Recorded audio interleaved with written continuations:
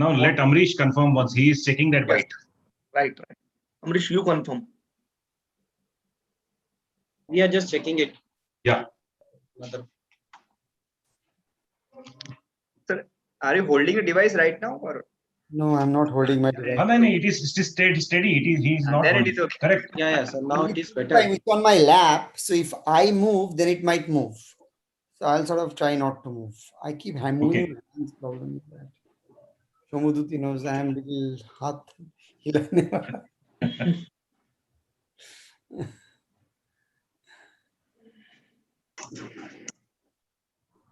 Are you good?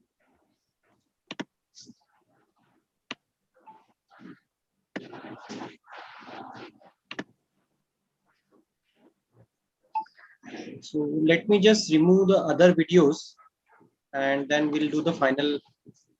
Yeah. Or otherwise you can disable the video from your side. This is a small request.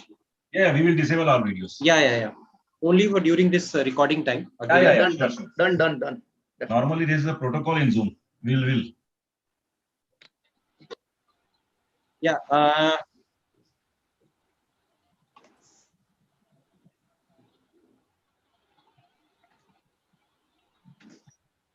Gaurav, are we all set?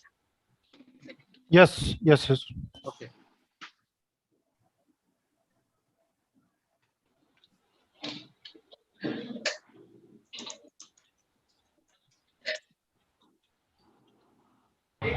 Ready.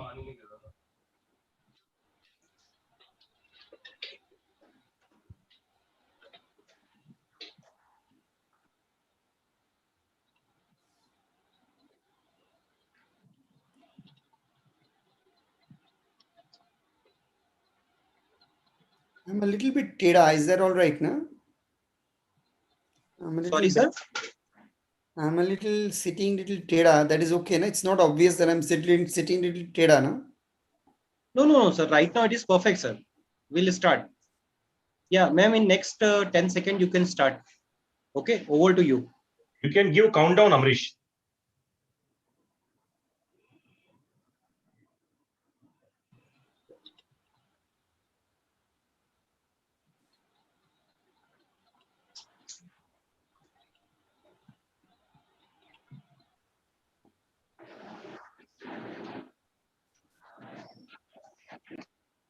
Hello everyone.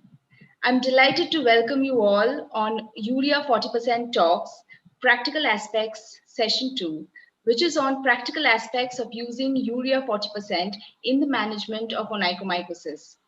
I'm Dr. Shomoduti Chandra, consultant dermatologist based at Kolkata, and I will be hosting today's session. And we have our today's expert, the very renowned dermatologist, Dr. Manas Chatterjee, with us today to discuss in detail the various practical aspects of using Urea 40% in onychomycosis.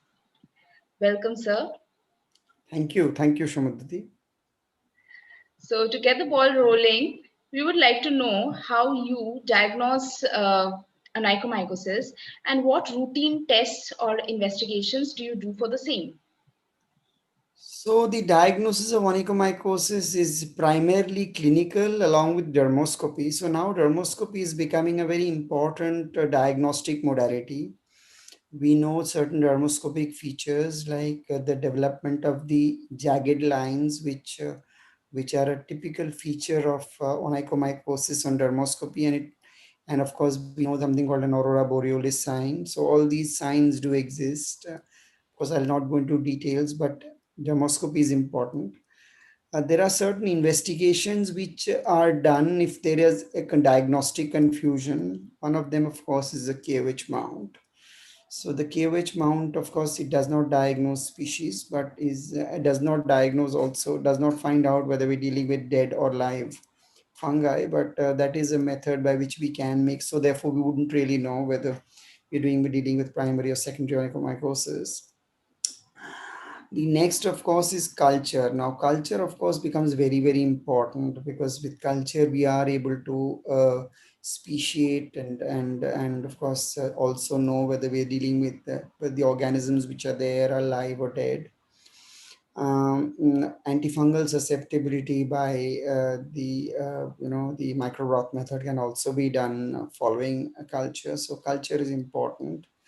In fact, culture used to be considered the gold standard, but unfortunately, or I'll not use the word unfortunately, currently, as per current knowledge, actually, if we are able to do histopathology, so histopathology is actually, now we know it's got higher sensitivity than both KOH and culture. So histopathology actually now deserves to be called the current gold standard. These investigations are the ones that I do. Of course, there are other investigative modalities such as PCR, etc., which we do not do in our settings. But definitely, these evaluation methods, clinical, dermoscopy, KOH mount, culture, and of course histopathology in select cases. Again, we don't do it everywhere. So these are the diagnostic modalities that we use in our practice. So, can you, sir, give us a brief detail about your experience in the management of onychomycosis? So the management of onychomycosis, it depends on the severity of disease, the number of nails involved, etc. For example, if we are dealing with a single nail onychomycosis, we know their response to therapy is much better. And a lot of times, single nail onychomycosis, especially not the great toenail, is caused by non-dermatophytic molds. So in those cases, it's better actually to remove the nail and then, of course, treat these patients with an antifungal agent. The antifungal agents, of course, currently the antifungal agent of choice is itraconazole. So that is the drug that we most commonly use. One can, of course, also use terbinafine as well as fluconazole. So these are the drugs that are used systemically. Of course, in cases where the involvement is less severe, where certain situations which are good prognostic markers, for example, in younger people, in women. So these are, good prognostic markers. So here you can, of course, if there is limited involvement, go in for topical therapy. Also, it's also in the elderly people on multiple drugs where you would not like to use systemic drugs. So there we can use topical drugs, and we know the availability of course cyclopyroxene, amorolfine topically, nail lacquers which are available, which can also be used. And of course currently, as we will of course go to that later, I'm using of course a lot of supplemental treatment with 40% urea in a lot of these cases. So basically, there are of course you know um, uh, scales available. We know the SCIO is available and other scales available, which where you have lesser degree of involvement in terms of those scales. We use topical therapy, and higher degrees of involvement where we use surgical therapy oblique, along with systemic therapy. So of course those are not something which we do follow on a routine basis, but definitely less severe involvement, we generally go in for topical therapy. Elderly individuals go in for topical therapy. There are people who do not want systemic treatment. Sometimes patients don't want a systemic therapy. There we use topical therapy. And of course people who in the other situations, we go in for systemic therapy. So these are the methods that we deal with it. Of course, onychomycosis, in addition to drugs, there are other modalities which become very, very important. And the one of the very important methods is treating other members of the family, treating tinea pedis. If there's tinea pedis, that needs to be treated. Then of course changing of footwear, tell people, look, your old footwear needs to be changed. Management of the socks need to be treated. So all those other modalities, avoiding humidity in the footwear, avoidance of long term occlusion, avoidance of trauma, because trauma is a very important issue. People wear shoes which might be too small, and it keeps hitting, the toe keeps hitting the great toe, and that trauma predisposes to fungus. So all these ancillary modalities, they are also very, very important. So it is not only drug therapy. So drug therapy along with certain additional modes which needs to be looked into, because a lot of times we are only looking, we're only looking to treat treat with medicines, but we do not realize that, look, the footwear needs to be treated, the family members need to be treated, the shoes need to be managed. Then of course, the adherence is another very very important thing. We do not we write medicines, do not tell them the importance of adherence, because fungi, the biggest problem with fungi is sorry, with the nails, is the rate of growth of nails. We know that the toenails grow at about 1.8 millimeters per month, your fingernails grow at 3.5. So because of that reason, the treatment is a very slow process. And the other important thing which happens is recurrence is a very very common problem. So a lot of times we need to, once you have given your entire course of therapy, after 6 to 9 months, that is the time you give a booster dose. So you give a booster, another pulse. So if you're using pulses, you use one more pulse at about 6 to 9 months. If you're using topical therapy, what you do is, once you've finished your treatment, for the next 2 years, that is the time when recurrence happens. So you give twice a week. Suppose you're using, let us say, cyclopyrox. So instead of using cyclopyrox every day, you use twice a week. Tell them, look, twice a week. Now, suppose you're using amorolfine, you use it, normally we use it once in a week. Tell them, look, use it twice a month. And then you use it for a period of time, use it for a period of about 6 months after the main treatment is over. And preferably continue it for 2 years after the main treatment is over, because recurrence is a major problem. I'm sure we've all seen this. The patient is treated and the patient comes back with a recurrence, and a lot of recurrence, as I told you, the issues regarding these issues I told you, footwear, family members, etc., etc. And of course the fact that these people are very prone to recurrences. And of course, I told you, trauma avoidance very important, especially within footwear. So if you look at all these things, you will be able to sort of treat these fungal infections better. So a lot of times we write the dawai, write the medicine, we are done. That unfortunately is not the complete story as far as the management of onychomycosis is concerned. I hope I've made myself sort of reasonably clear.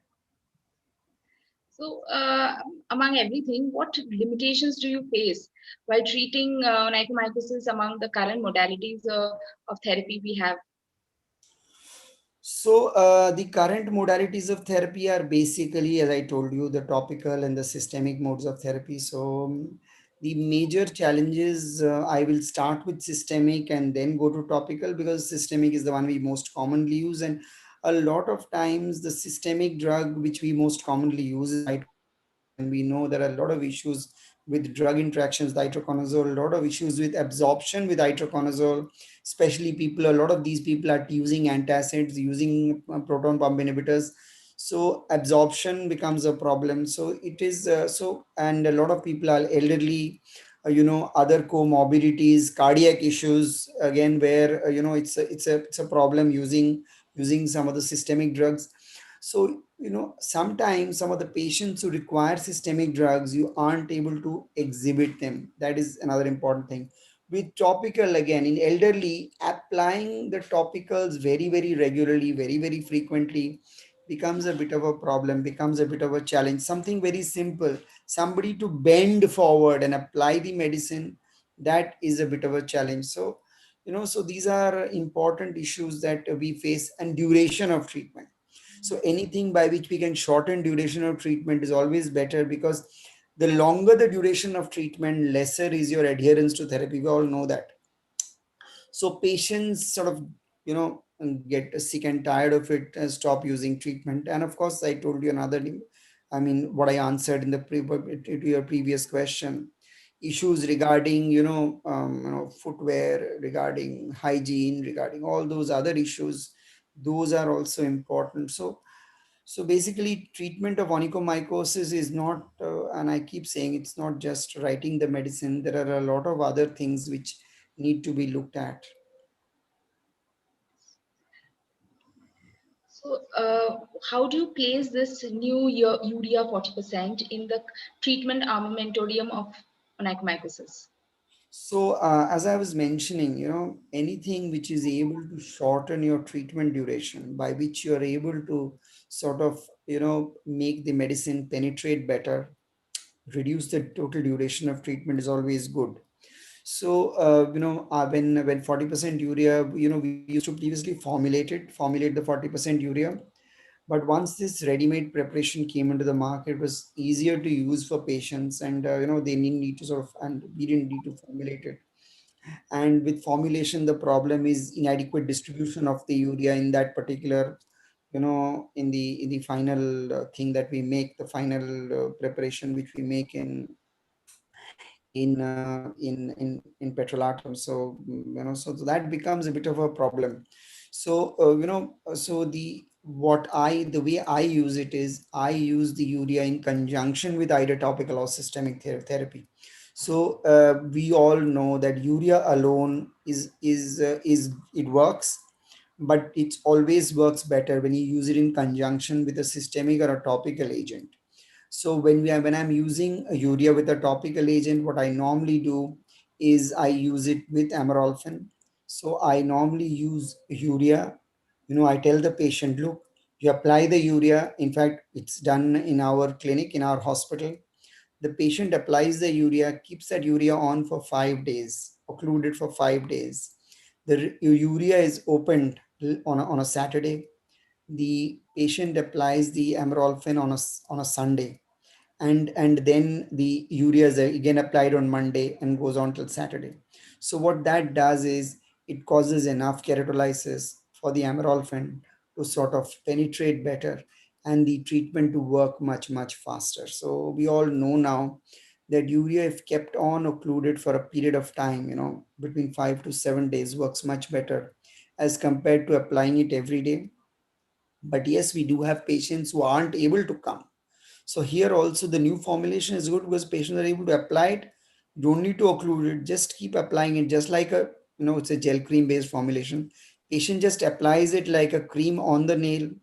It causes keratolysis, may not be as effectively as we do it under occlusion, but the patient applies it. We here in this second modality, this new formulation is better than what we used to formulate in our in our hospital, because here the patient applies it for a period of 5 days, and then on the seventh day the patient is able to apply the amorolfin topical. So that is the way we do it for the topical. For the systemic, what I normally tell patients is, give the systemic medicine and tell the patient to apply it again, apply it every day, just like you apply a cream. Depending on the severity, sometimes once, sometimes even twice in a day is what I tell people to apply. Just like you apply a cream on skin, you just apply that on the nail. And we normally, in case there is any irritation, we tell them to apply some yellow soft paraffin on the nail folds. But in most cases it's not a problem. Just the patient applies it and then continues to use it about 5 to 6 days or even 7 days in a week, and uses the systemic antifungal simultaneously.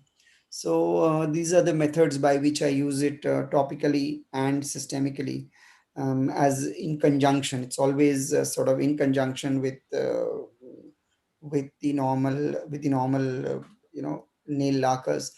The another great advantage when you're using a keratolytic such as 40% urea is that you can actually use a normal skin cream. You can use a normal skin cream, and actually it does work reasonably well.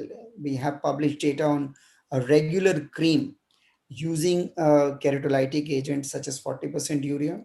So you use a 40% urea here. Of course, it's always best to again keep it on for a period of time that is at least about between 3 to 5 days. And so what I tell people is, use the urea for about 3 to 5 days and apply the cream, apply just the antifungal cream on the nail twice in a day for the rest of the days. So again, repeated application of the 40% urea reduces the, causes its keratolytic effect. And even a topical skin cream, azole is able to actually work reasonably well. So this is good in cases where you are under certain circumstances, not able to use a nail lacquer. And under normal circumstance, if you are not using a strong keratolytic agent such as 40% urea, the cream will not work. So the cream has absolutely no role. But again, if you've used it over a period of time, you're actually, because the nail starts sort of thinning out, and the cream also works. In fact, once you've actually used it for some time, once the nail completely goes off, once you have only the nail bed left, then the cream works quite well. And it's very important to treat the nail bed in onychomycosis, because the deformity on onychomycosis, the persistent deformity, the lack of clinical improvement, is actually damage to the bed which happens. Because you have bad damage to the, see, matrix you can treat. The problem is the bed gets damaged, and once the ridges and furrows in the bed get damaged, the nail, you will have recurrent episodes of onycholysis, and you will have the subungual hyperkeratosis happening. So the nail bed, if you continue to treat the nail bed once the nail is off with even a cream, with just a regular cream of antifungal, it does quite well. So it's not only treating the nail, it's treating the nail bed as well. Okay, sir, you have detailed very important practical tips about how you use urea 40%. I just want to know, what do you have a contact time, specific contact time for urea 40%, and how long do you use in the therapy of onychomycosis? How long? So the contact time, as I told you, it varies depending on how I'm using it, as I just explained to you. So if suppose the patient is gone home and it doesn't have the facility of using occlusion, etc., so the patient applies it just like a cream. So there isn't any issue of contact time.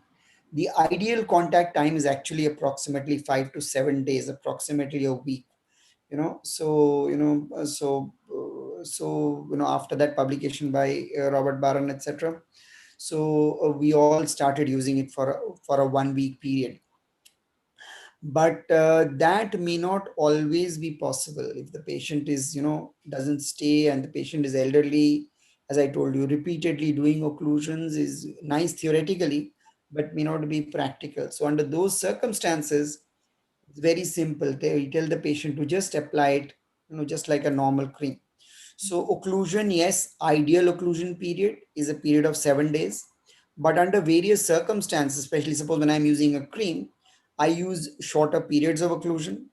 And once the nail is off, of course, then there is no occlusion, just applies the cream on the bed. But if you are able to, you occlude it for a period of 1 week. And it's been shown that by these means, the nail actually, you can cause, chemical nail avulsion in a period of as little as 2 to 3 weeks. So the moment you cause the chemical nail avulsion, you stop. So it all depends. And again, the duration of time it takes for you to cause a chemical nail avulsion depends on which nail you're treating. Is longer in the great toenail, short, lesser in the other nails. Longer, if there is thickening of the nail, if there is significant, thickening of the nail. So all these factors change the duration, the total duration period during which you will treat this. But as I've told you, the ideal occlusion period, if you are using it under occlusion, is about a week. But that you can again change. It's not really very sacrosanct. It depends a lot on the clinical situation that you see. And you have mentioned about occlusion. What do you use for the occlusion of the nail? Okay, so what I use Tegaderm actually. The Tegaderm sheet is ideal. That is the one I use. So normally, if I'm using for occluding for 7 days, previously we used to actually use a zinc oxide paste in the margins. So that is what we used to do in the good old days. Apply a little zinc oxide paste in the margins, apply the 40% urea, and then use a Tegaderm, and then use tapes. And nowadays, with the new formulation, actually, I've not found the need to use the zinc oxide. You can just apply the 40% urea and use Tegaderm. So Tegaderm, I feel, works very, very well. If you want to use Tegaderm, you can use normally a normal regular, plastic, this cling film you can use. It's quite fine. So cling film works quite well. I have done using the cling film. So those of you who want a cheaper option, a cling film is a good option. Even a regular plastic sheet from a carry bag you can cut and use transparent, So or you can do all kinds of sort of stunts. I mean, we are Indians. We are very good at doing jugaad. But yes, Tegaderm is probably works quite Yes. nicely. Or even you can use cling film also.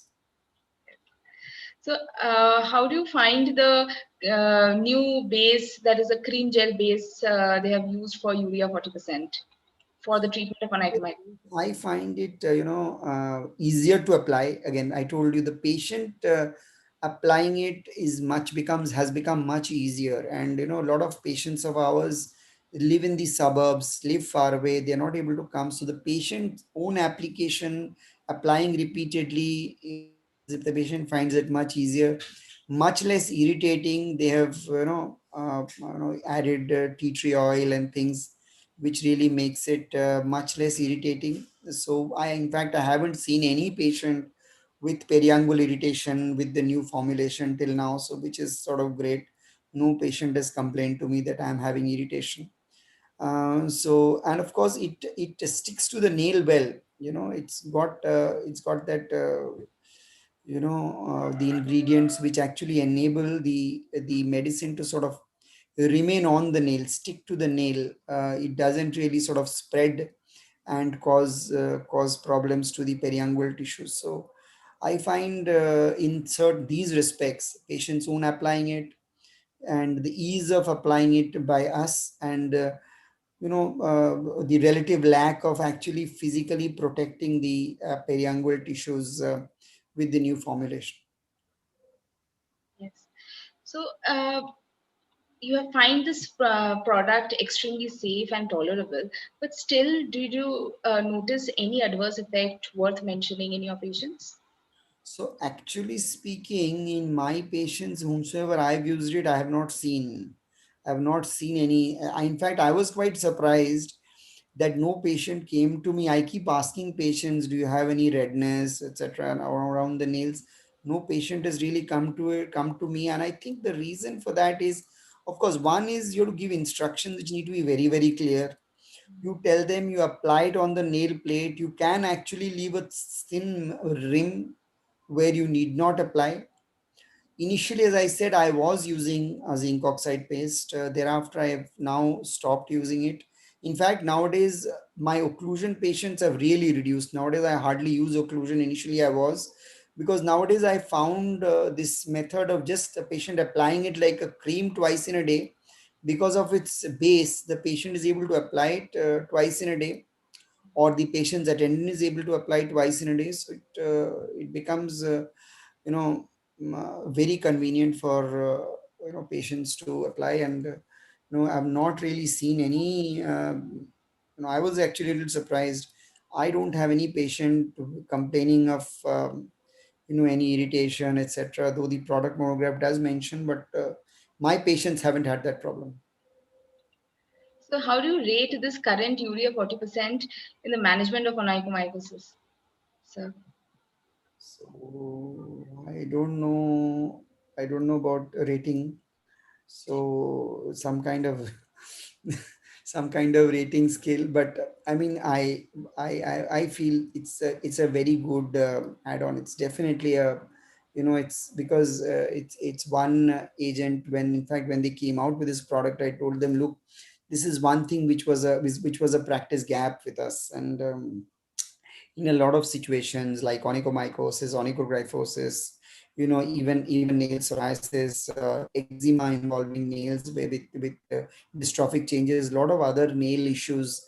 This is a very good agent to use, and we didn't have a 40% urea. We were formulating it, and I told you, in a formulation, what happens is, that urea, you sort of grind it, then you make it, and it becomes uneven in its distribution in that ointment. So we weren't getting the kind of results that a properly made formulation is able to give. So once we have a properly made formulation, so I am sort of very happy, because I am one of those persons who really loves to use some of these older age products. I'm a pretty ancient dermatologist, last century dermatologist. So I was very happy, and using it, and I get good results, and it's sort of it's patient friendly, no problems at all. No patient has up till now come to me, not only for nail, for even other indications where I've used it. Nobody has come to me saying that they faced a problem, like plantar keroderma, etc., etc. Of course, we'll not go into that, but up till now, touch wood, no problems. If I have a problem, I'll report it to you. Thank you so much, sir. It has really been a pleasure interacting with you. And I would like to thank you for sparing your time and sharing such valuable tips and tricks and experience with this new urea 40% formulation in the management of onychomycosis. Thank you so much, sir. Thank you, Shomuduti. It was a pleasure interacting with you. Thank you. Okay, shall we disconnect? Hello? Hello? Wait. Hello? Yes, sir. Amrish Are ji. you okay? Hello? Yeah. Gaurav. Amrish ji. Hello, Amrish, can you just confirm? Yes, sir. 8 minutes.